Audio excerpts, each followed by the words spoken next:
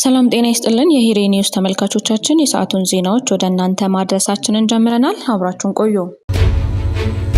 በቅድሚያም ዋናዎቹን የትግራይ ህዝብ ለሻዕቢያ ተላልፎ ተሰጥቷል። ሁሉም አጀንዳዎች መግባባት ላይ ይደርሳሉ።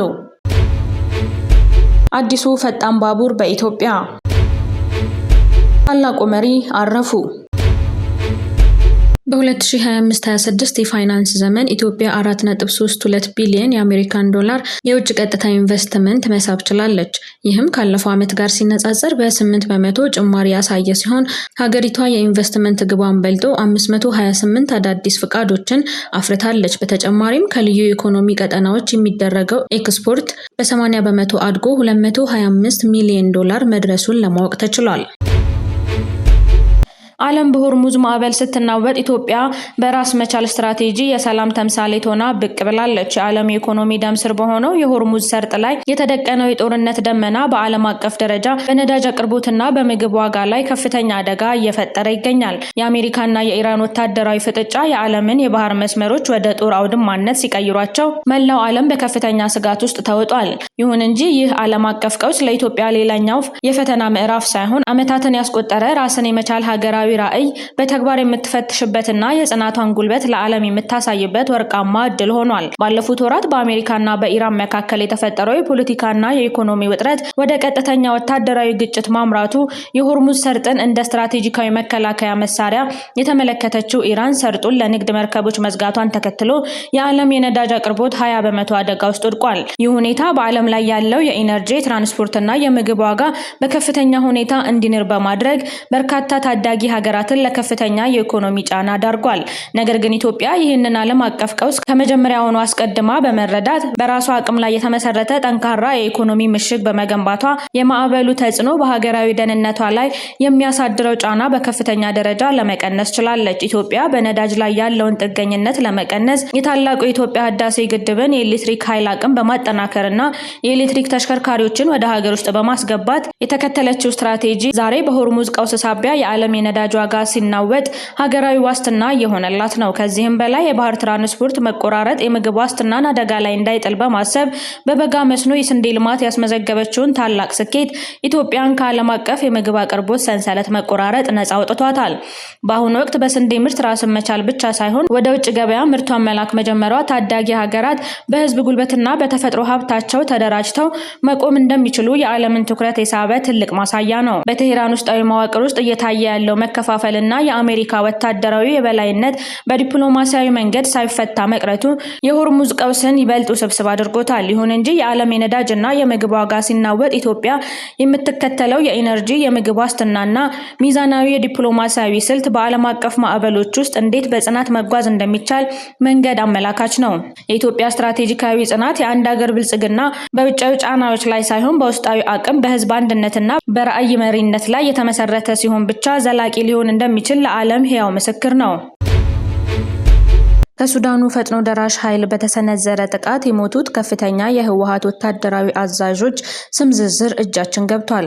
የጀነራል ሙዘይን ምክትል ጨምሮ 5 ከፍተኛ የቡድኑ ጦር አዛዦች በሙሉ ከነታጣቂዎቻቸው ረግፈዋል። ህወሓት የትግራይን ወጣት $100 እየሸጠ በሱዳኑ የእርስ በርስ ጦርነት እያስጨፈጨፈ ይገኛል። እስካሁን ድረስ በርካታ የትግራይ ወጣት ሱዳን ካለው አርሚ 70 ጋር ተቀላቅሎ በሱዳኑ የእርስ በርስ ውጊያ ረግፏል። ትላንት ወደ አመሻሽ አካባቢ በተደረገ የፈጥኖ ደራሽ መልሶ የማጥቃት እርምጃ ህወሓት ሱዳን ውስጥ አሉኝ የሚላቸውን የአርሚ አዛዦች በሙሉ ረግፈዋል። በጥቃቱ ከሞቱ ውስጥ የአርሚ 70 ምክትል አዛዥ ኮሎኔል ዮሐንስ፣ ኮሎኔል ገብረስላሴ የኮር 3 አዛዥ፣ ወዲ ውቅሮ የኮር 3 ምክትል አዛዥ፣ ገብረ አበዝጊ የሬጅመንት አዛዥና ኪዱ የአርሚ 70 ዘመቻ ኃላፊ ይገኛሉ። በሱዳን የሚንቀሳቀስ ተራ የህወሓት ታጣቂ ለወሬ ነጋሪም አልተረፈም። ከምቱ የተረፈው ኃይልም ወደ መጣንበት ውሰዱን እያሉ ካምፑን እያመሰ እንደሚገኝም ከቦታው የደረሰ መረጃ ያመላክታል። የከተማ አስተዳደሩ የመኖሪያ ቤት ኪራይ ቁጥጥርና አስተዳደር አዋጅ ለአከራዮች የሰጠውን መብት ግምት ውስጥ እንዲያስገባ ተጠየቀ። በተከራይና በአከራይ መካከል የሚኖርን ሰላማዊ ግንኙነት ታሳቢ ያደረገ ስርዓት እንዲኖርም ተጠይቋል። የአዲስ አበባ ከተማ ምክር ቤት 5ኛ ዓመት የሥራ ዘመን 4ኛ መደበኛ ጉባኤ ዛሬ ሐምሌ 5 ቀን 2018 ዓ.ም ጀምሮ መካሄድ ጀምሯል። በጉባኤው ከንቲባ አዳነች አቤቤ አስተዳደራቸውን የ2018 በጀት ዓመት የእቅድ አፈጻጸም ሪፖርት አቅርበዋል። ሪፖርቱን ተከትሎ የምክር ቤት አባላት ምላሽና ማብራሪያ ያስፈልጋቸዋል ያሏቸውን ጥያቄዎች አንስተዋል። የምክር ቤት አባሉ ዶክተር ሲሳይ መንግስቴ መኖሪያ ቤት ኪራይ ቁጥጥርና አስተዳደር ዙሪያ ያሉ ክፍተቶችን የተመለከተ ጥያቄ አቅርበዋል። ዶክተር ሲሳይ አዋጁ ክፍተቶች ያሉት ይመስለኛል፣ በፍጥነት የወጣ በመሆኑ የአከራዩንም ሆነ የተከራዩን የህብረተሰቡን ፍላጎት በማገናዘብ አማካኝ የሆነ ነገር ይዞ መጥቷል ብዬ አላምንም ብለዋል። መሻሻል የነበረባቸው ጉዳዮች ያሉ ቢሆንም ስልጣኑ የፌዴራል መንግስት ስለሆነ ብዙ ልንል አንችልም ያሉት ዶክተር ሲሳይ አፈጻጸሙን በደንብ መታየት ያለበት ነገር መሆኑን ማንሳት አለብን ሲሉ ለምክር ቤቱ ገልጸዋል። የምክር ቤት አባሉ በቀረበው ሪፖርት መሰረት 500,000 የአከራይ ተከራይ ውል ተደርጓል የሚለውን በማስታወስ ይህ 500,000 አባወራ አለ እንደማለት መሆኑን ይገልጻሉ። ይህ 500,000 አባወራ በስሩ 4 ሰው አለ ብንል 2 ሚሊዮን ህዝብ ማለት ነው እያወራን ያለነው። ስለዚህ ህዝብ ነው ትኩረት ሰጥተን ማየት አለብን ብለዋል። የመኖሪያ ቤት ኪራይ ቁጥጥርና አስተዳደር አዋጅ በየዓመቱ የኪራይ መጠን እየተጠና ሊጨመር እንደሚችል ያስቀምጣል። ዶክተር ሲሳይ ይህንን በማስታወስ ዘንድሮ ተጠንቶ ቀረበ የተባለው ጭማሪ በ2 ዓመቱ ነው። አዋጁ እንኳን ለአከራዮች የሰጠውን መብት እኛ እየነፈግን ነው ሲሉ አስረድተዋል። ይህ የሚመለከተው የቤቶች ልማትና አስተዳደር ቢሮ ጥናቱን በየዓመቱ መስራት ይገባዋል ሲሉ አክለዋል። አሁን ለዚህ በጀት ዓመት ተሰራ የተባለው ጥናት ምን ያህል መሰረታዊ ችግርን ይፈታል ወይ የሚል ሀሳብ አለኝ ሲሉም ጠይቀዋል። የማዕከላዊ ስታቲክስ አገልግሎት በየዓመቱ ከኑሮ ውድነትና የዋጋ ጭማሪዎች ጋር ተያይዞ የሚመጣውን ጥናት መሰረት አድርጎ ሌላ ጥናት አያስፈልግም፣ ጭማሪውን መወሰን ይቻላል ያሉት ዶክተር ሲሳይ ለሌላ ጥናት ሀብት ማባከን አያስፈልግም ይላሉ። ከተማ አስተዳደሩ ስለ ተከራዮች ብቻ ሳይሆን የአከራዮችን መብት ግምት ውስጥ ማስገባት ይኖርበታል ተብሏል። ለምክር ቤት አባሉ አሁን ላይ በ2 ዓመት ነው እያሰብን ያለነው፣ 1 ዓመት በዝምታ ነው የታለፈው። ያ ማለት የአከራዩን መብት ከአዋጁ አንጻር የሚጥስ ነው ሲሉ ገልጸዋል። በምክር ቤቱ አባላት ለተነሱ ጥያቄዎች ምላሽ የሰጡት የቤቶች ልማትና አስተዳደር ኃላፊ ወይዘሮ ቅድስት ወልደ ጊዮርጊስ የስታቲክስ አገልግሎት ጥናት የሀገር አቀፍ ጥናት በመሆኑ ለከተማው ቤቶች ጥናቱን ለዋጋ ጭማሪ መሰረት በማድረግ መጠቀም አንችልም ብለዋል። የከተማ አስተዳደሩ በዚህ ዓመት ለኪራይ ዋጋ ጭማሪ ያስጠናው ጥናት የስታቲክስ አገልግሎት ያስጠናውን ያካተተ መሆኑን በግልጽ ለሁለቱም አካላት እኩል ሊጠቅም የሚችል ነው ብለዋል። የኬንያው ኤስጂአር ፈጣን ባቡር መስመር ወደ ኢትዮጵያ ሊገባ ነው። ኬንያ ታዋቂውን የስታንዳርድ ጌጅ ባቡር መስመር ከላሙ ወደ ኢትዮጵያ ለማራዘም ማቀዷን አስታወቀች። ይህ ግዙፍ ፕሮጀክት በላብሴት የልማት ማዕቀፍ ስር የሚከናወን ሲሆን ወደፊትም እስከ ደቡብ ሱዳን የሚዘልቅ ትስስር ይኖረዋል። የታቀደው ባለ 2900 ኪሎ ሜትር የባቡር መስመር ከ50 እስከ 60 ሚሊዮን ሕዝብ የሚኖርባቸውን ሰፋፊ የገበያ ቀጠናዎች በአንድ ላይ ያገናኛል። ፕሮጀክቱ በምስራቅ አፍሪካ ያለውን ቀጠናዊ ንግድ በከፍተኛ ደረጃ የሚያነቃቃ የእቃዎችና የሰዎች እንቅስቃሴን የሚያቀላጥፍ እንዲሁም የኢኮኖሚ ውህደትን ይበልጥ የሚያጠናክር ይሆናል። የለያዩንን፣ የከፋፈሉንን፣ ያጋጩንን፣ ያስኮረፉንን፣ ያስቀየሙንን ምክንያቶች በሚገባ በአጀንዳ መልክ ተሰንዶላቸው በጋራ ከሁሉም ወረዳዎች፣ ከሁሉም ክልሎች፣ የፌዴራል ተቋማትን ጨምሮ በውጭ ሀገር ያሉትን ወገኖቻችንን ጨምሮ ለቀጣዮቹ ሳምንታት በጋራ ሆነው ይመክራሉ፣ ይመካከራሉ፣ በሁሉም አጀንዳዎቻችን ላይ መግባባት ላይ ይደርሳሉ ብለን ተስፋ እናደርጋለን። ፕሮፌሰር መስፍን አርአያ የኢትዮጵያ ብሔራዊ ምክክር ኮሚሽን ዋና ኮሚሽነር ዛሬ በተደረገው የሩጫ ውድድር ማስጀመሪያ ላይ የተናገሩት። ለሻዕቢያ ከምገረድ ለብልጽግና ብንበረከክ እመርጣለሁ። የቀድሞዋ የፌዴሬሽን ምክር ቤት አፈ ጉባኤ ኬሪያ ኢብራሂም መጠይቅ ከህወሓት ጋር ተደርጎ ለሻዕቢያ ከምገረድ በብልጽግና አንገት መድፋት ይሻለኛል ብለዋል። ኬሪያ ከፋና ቲቪ ጋር ባደረጉት ቃለ ምልልስ ትግራይን በበላይ የተቆጣጠሩትን እነ ደብረጽዮን ገብረ ሚካኤልን የትግራይ ህዝብ ለሻዕቢያ አሳልፈው በመስጠት ወንጅለዋቸዋል።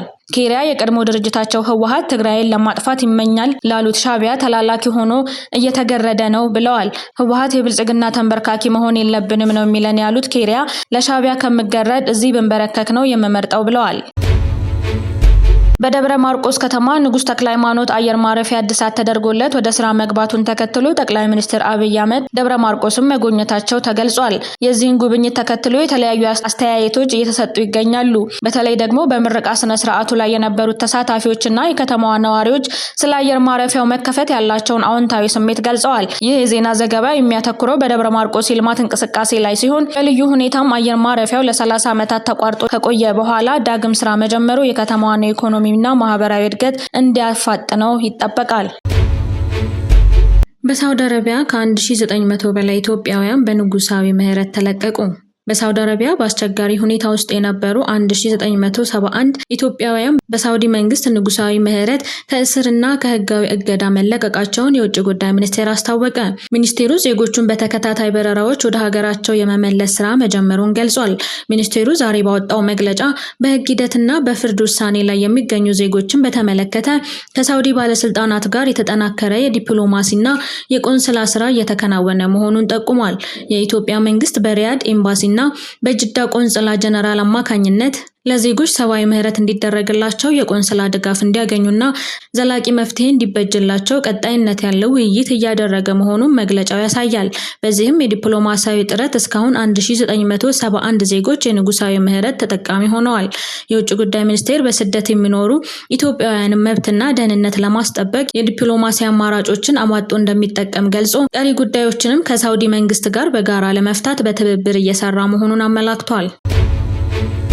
በደቡብ አፍሪካ የጸረ ስደተኞች ቡድን ቤት ለቤት ፍተሻና ማዋከብ መጀመራቸውን ኢትዮጵያውያን ገለጹ። በደቡብ አፍሪካ የሚንቀሳቀሱ ጸረ ስደተኛ ቡድኖች ቤት ለቤት እየዞሩ ስደተኞችን የመያዝና ለፖሊስ የማስረከብ ድርጊት መጀመራቸውን እዚያ የሚኖሩ ኢትዮጵያውያን ገለጹ። በዚህም እስካሁን ኢትዮጵያውያንን ጨምሮ በርካታ የሌሎች ሀገር ዜጎች መያዛቸው ታውቋል። በደቡብ አፍሪካ የሚገኙ ኢትዮጵያውያን ለቲክቫ ኢትዮጵያ እንደገለጹት ከጁን 30 በኋላ በተለያዩ አካባቢዎች የሱቆች ዘረፋ ተባብሶ ቀጥሏል። በየሳምንቱ ሐሙስ ይደረጋል በተባለው ተቃውሞ ሰልፍ ላይም ከፍ ያሉ ዛቻዎች እንደነበሩ ጠቁመዋል። ባለፉት 2 እና 3 ቀናት ደግሞ እነዚሁ ጸረ ስደተኛ ቡድኖች ቤት ለቤት እየዞሩ ስደተኞችን የመያዝ የማዋከብና በግድም ለፖሊሶች እሰሯቸው በማለት በማስረከብ ሁኔታዎች እየታዩ ስለመሆኑ አብራርተዋል። ቀደም ሲል በማይደፈሩ የጆሃንስበርግ አካባቢዎችም ጭምር እነዚህ ጸረ ስደተኞች በመግባት አሰሳና ፍተሻ ሲያካሂዱ እንደነበር የገለጹት በጆሃንስበርግ የሚኖሩ ኢትዮጵያውያን ቡድኑ በሌሎች ከተሞች ህገወጥ ስደተኞች ተደብቀውባቸዋል ብሎ የሚገምታቸው ቤቶች ሰብሮ መግባቱን መስማታቸውን አክለዋል። በተጨማሪም በፑማላንጋ ግዛት ዊትባንክ ከተማ በተፈጸሙ ዘረፋዎች ኢትዮጵያውያን የንግድ ተቋማት መዘረፋቸውንና እሳት እንዲቃጠሉ መደረጉን ኢትዮጵያውያን መስማታቸውን ለቲክቫ ኢትዮጵያ አስረድተዋል። ይህ አስቸጋሪ ጊዜ እስኪያልፍ ኢትዮጵያውያን መረጃ መለዋወጥና መጠንቀቅ እንዳለባቸው ምክራቸውን የገለጹት አንድ የደቡብ አፍሪካ የኢትዮጵያ ማህበረሰብ አስተባባሪ አሁንም ቢሆን መላው ኢትዮጵያውያን እንዲጸልዩላቸው ጥሪ አስተላልፈዋል። ጸረ ስደተኞቹ ህጋዊ ሰነድ የሌላቸው ፍልሰተኞች ከሀገሪቱ እንዲወጡ ያቀረቡት ጥያቄ ምላሽ እስኪያገኝ ድረስ በየሳምንቱ ሐሙስ የተቃውሞ ሰልፍ ማድረጋቸውን እንደሚቀጥሉ አሳውቀዋል። ፖሊስ ማስፈጸም ካቃተውም ራሳቸው ስደተኞችን እየያዙ ለፖሊስ እንደሚያስረክቡ እየዛቱ ይገኛሉ። ታላቁ የኳታር መሪ አረፉ። የኳታርን ህዝቦች በፍቅር በክብርና በእድገት እንዲኖሩ ያስቻሉ ትንሿን የባህረ ሰላጤ ሀገር በዓለም መድረክ ላይ ግዙፍና ተጽዕኖ ፈጣሪ እንድትሆን ያደረጉት ታላቁ መሪ ክቡር ሼክ ሐማድ ቢን ከሊፋ አልታኒ በ74 ዓመታቸው ከዚህ ዓለም በሞት ተለይተዋል። እኚህ ታላቅ መሪ ለሀገራቸው ባበረከቱት ወደር የለሽ የልማት አስተዋጽኦና በህዝባቸው ዘንድ ባላቸው ጥልቅ ፍቅርና ክብር ሁልጊዜ በታሪክ ሲታወሱ ይኖራሉ። ፈጣሪ ለቤተሰቦቻቸው፣ ለልጆቻቸው፣ ለወቅቱ አሚር ሼክ ታሚር እና ለመላው የኳታር ህዝብ መጽናናትን ይስጥልን። የሩሲያ አዲስ የድሮን መከላከያ የገዛ ወታደሩን አሽቀንጥሮ ጣለ። የሩሲያ ጦር የዩክሬንን የካሚካዜ ድሮኖች ለመከላከል በሜዳ ላይ የተፈጠረው አዲስ መሳሪያ በቴክኒክ ስህተት የገዛ ወታደሩን አሽቀንጥሮ በመጣል መሳቂያ ሆኗል። የምስራቅ አውሮፓው ኔክስታ የለቀቀውና በዓለም ላይ በፈጣን ሁኔታ እየተሰራጨ ባለው ቪዲዮ ላይ እንደሚታየው መሳሪያው ድሮኖችን ለመምታት በከፍተኛ ፍጥነት የሚሽከረከሩ የብረት ሳህኖችና ገመዶች አሉት። ሆኖም በፍተሻ ወቅት መሳሪያው በፈጠረው ከፍተኛ የቱርክ ኃይል በአቅራቢያው የነበረውን ወታደር ልብስ ጠቅልሎ ከጭነት መኪናው ላይ ወደ መሬት ፈንጥቆታል። ባለሙያዎቹ ክስተቱ ሩሲያ አስተማማኝ የድሮን መከላከያ እጥረት ስላለባት የደረሰባትን መቸገር የሚያሳይ ነው ሲሉ በሶሻል ሚዲያ በዓለም